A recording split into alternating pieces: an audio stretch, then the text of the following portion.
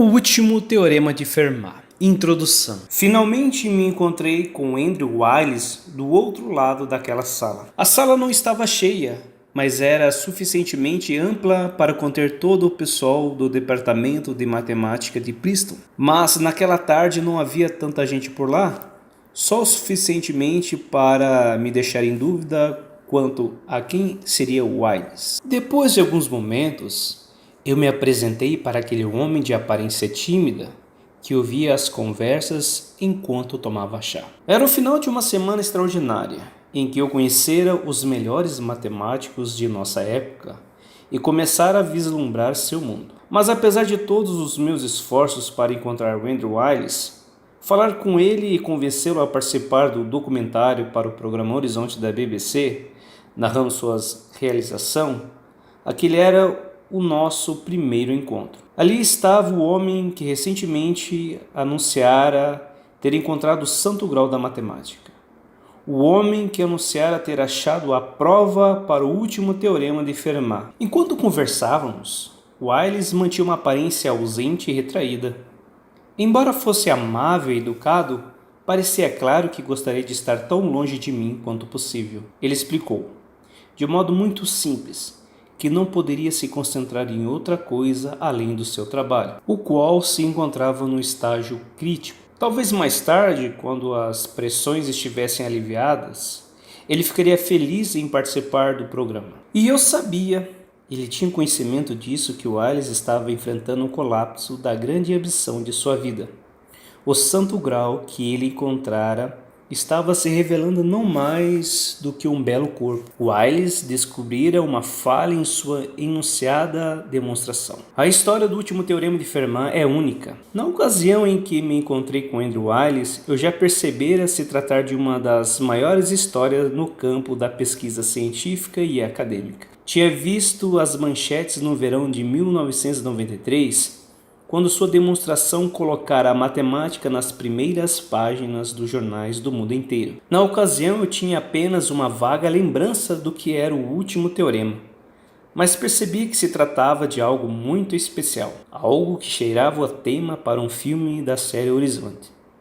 Passei as semanas seguintes falando com muitos matemáticos, desde aqueles envolvidos com a história ao próximo de Andrew, quanto àqueles que simplesmente tinham compartilhado da emoção de testemunhar um grande momento em seu campo de pesquisa. Todos generosamente compartilharam suas concepções sobre a história da matemática e pacientemente me ensinaram um pouco que eu poderia compreender sobre os conceitos envolvidos. Rapidamente percebi que aquele era um assunto que talvez apenas meia dúzia de pessoas em todo o mundo poderia compreender completamente. Por um momento pensei se não seria loucura tentar fazer um filme sobre aquele tema. Mas do meu contato com os matemáticos, aprendi também a história interessante e o significado profundo de Fermat para os matemáticos e então compreendi que ali estava a parte mais importante. Fiquei conhecendo as origens gregas do problema e como o último teorema de Fermat era um Monte Everest da teoria dos números. Aprendi a beleza da matemática e comecei a perceber por que se diz que ela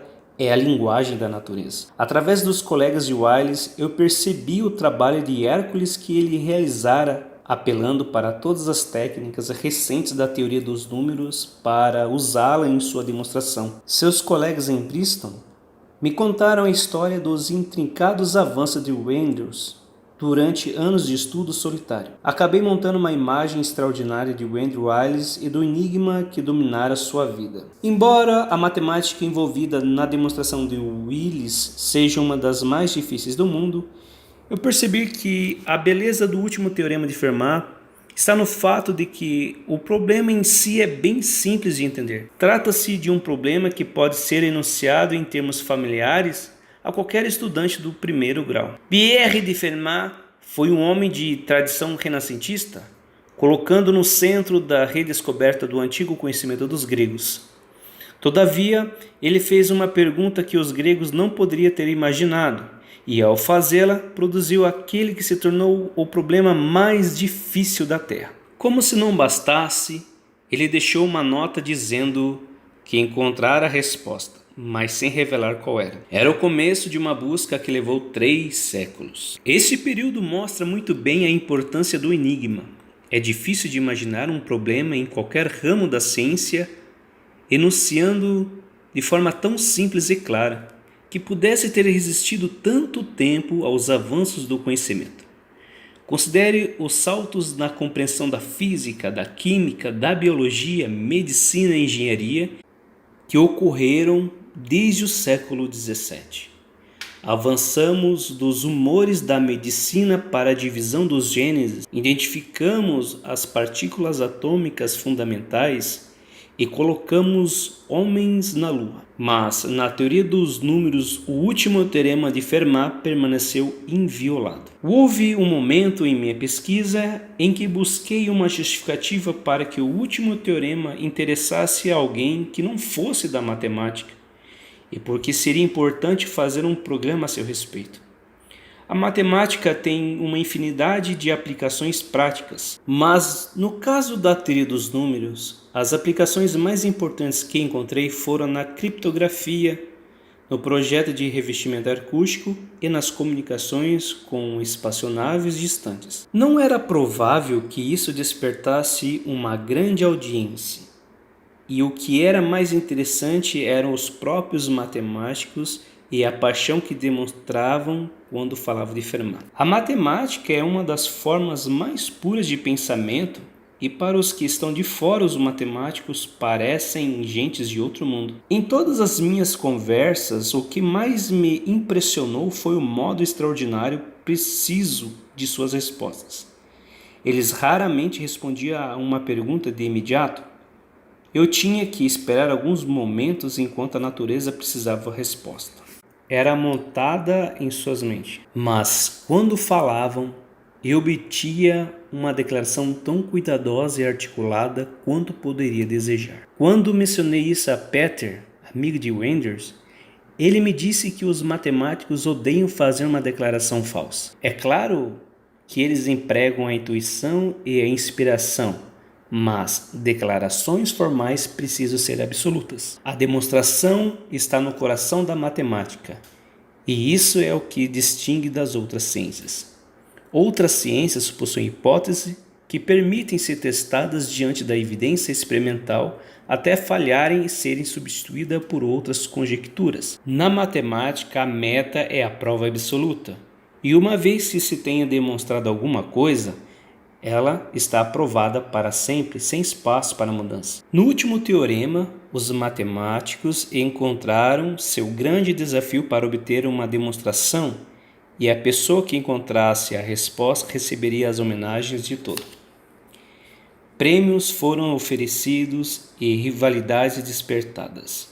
O último teorema tem uma história rica que fala de morte e fraudes, ou como colocou o matemático Barry Manzour de Harvard, Fermat acrescentou um certo estímulo às áreas da matemática ligadas às primeiras tentativas de se obter uma prova. E, ironicamente, foi uma dessas áreas que se revelou fundamental para a demonstração final de Wiles. Enquanto eu começava a entender esse campo pouco familiar, percebi que o último teorema de Fermat fora vital para o desenvolvimento da própria matemática. Fermat é o pai da moderna teoria dos números e desde sua época a matemática progrediu e se diversificou em muitos campos complexos, onde novas técnicas produziram novos campos como os novos objetivos. À medida que os séculos se passavam, o último teorema pareceu ficar cada vez menos importante para as fronteiras da pesquisa matemática, tornando-se cada vez mais uma simples curiosidade.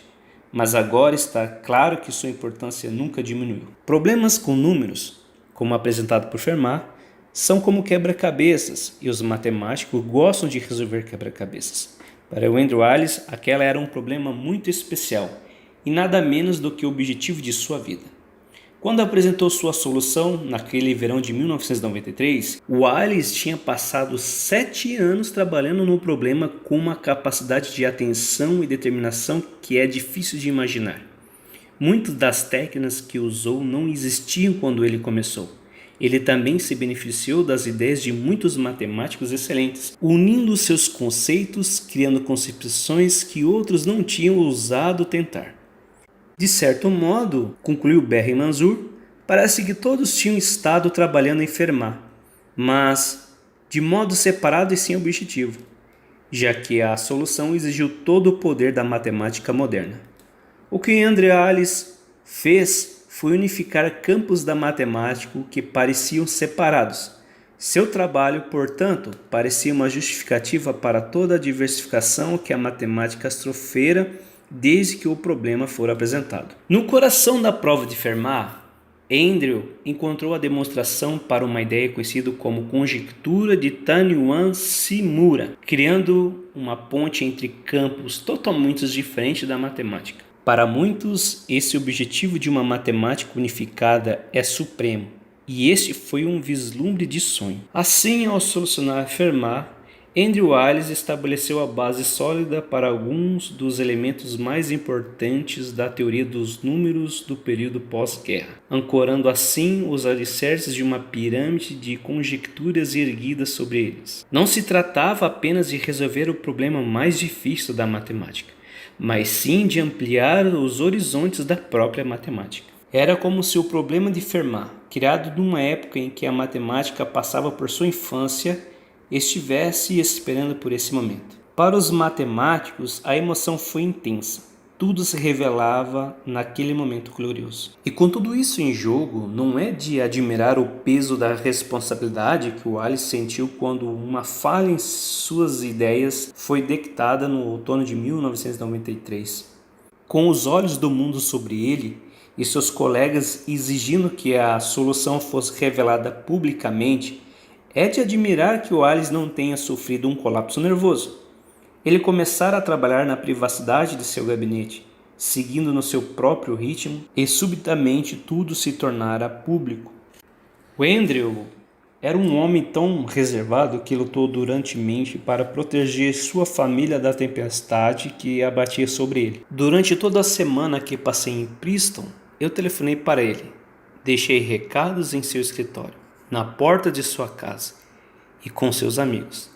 Até um presente na forma de uma caixa de chá inglês eu deixei. Mas ele resistiu ao meu assédio até o encontro casual no dia de minha partida. Tivemos uma conversa que durou pouco mais do que 15 minutos. Quando nós separamos, havia chegado um acordo. Se ele conseguisse consertar a demonstração, então conversaríamos sobre o filme. Eu estava pronto a esperar, mas, quando veio para Londres naquela noite, a ideia do programa de televisão me parecia morta. Ninguém jamais conseguira reparar uma falha nas tentativas de solucionar Fermat, feitas durante 3 séculos. A história estava cheia de soluções frustradas e, por mais que eu desejasse que esta fosse uma exceção, era difícil imaginar que o Wales não se tornaria outra lápide naquele cemitério matemático. 1 ano depois recebi um telefonema. Depois de uma reviravolta extraordinária e uma grande inspiração, Wiles finalmente acabara com a saga do Teorema de Fermat. E no ano seguinte conseguimos o tempo para que ele se dedicasse às filmagens. Na ocasião, eu já tinha convidado Simon Sigg a participar da produção e passamos algum tempo com Andrew, ouvindo de suas próprias palavras a história completa daqueles 7 anos de estudo e do ano infernal que se seguiu. Enquanto filmávamos, o Andrew nos contou o que nunca revelara antes, seus sentimentos pessoais sobre o que realizara, como se agarrara durante 30 anos a este sonho de infância e como a maior parte da matemática que estudara sem perceber relutara nas ferramentas de que precisaria para enfrentar o desafio que dominou sua carreira. O Andrews achava que tudo tinha mudado e nos falou do sentimento de perda pelo problema que agora não seria mais o seu companheiro constante. E nos falou também da sensação de liberdade que agora sentia. E para um assunto tão difícil de ser compreendido pelo homem comum, o nível emocional de nossas conversas foi o maior que já experimentei em toda a minha carreira como realizador de filmes científicos. Para o Andrew Wiles, era o fim de um capítulo de sua vida, e para mim foi um privilégio ter estado tão próximo. O filme O Último Teorema de Fermat foi transmitido na Inglaterra pela BBC Television, como uma parte da série Horizonte. Depois foi exibida nos Estados Unidos, dentro de uma série de Nova York da PBS. Agora, Sigmund Site reuniu aquelas conversas, ideias e toda a interessante história de Fermat, junto com a história da matemática, nesse livro. Um registro esclarecedor de uma das maiores aventuras do pensamento humano. John Lynn, editor da série Horizonte BBC TV, março de 1997. Prefácio. A história do último teorema de Fermat está ligado profundamente à história da matemática, tocando em todos os temas da teoria dos números. Ela proporciona uma visão única do que impulsiona a matemática e, talvez ainda mais importante, o que inspira os matemáticos. O último teorema é o coração de uma saga de coragem, fraudes, astúcia e tragédia, envolvendo todos os grandes heróis da matemática. As origens do último teorema de Fermat encontram-se na Grécia Antiga, 2000 anos antes de Pierre de Fermat criar o problema na forma como o conhecemos hoje. Portanto, ele liga os fundamentos da matemática criada por Pitágoras às ideias mais sofisticadas da matemática moderna. Ao escrever este livro, escolhi uma estrutura basicamente cronológica que começa descrevendo a natureza revolucionária da Irmandade Pitagórica e termina com a história pessoal de Andrew Wiles e sua luta para resolver o enigma de Fermat. O capítulo 1 conta a história de Pitágoras e descreve como o teorema de Pitágoras é ancestral direito ao último teorema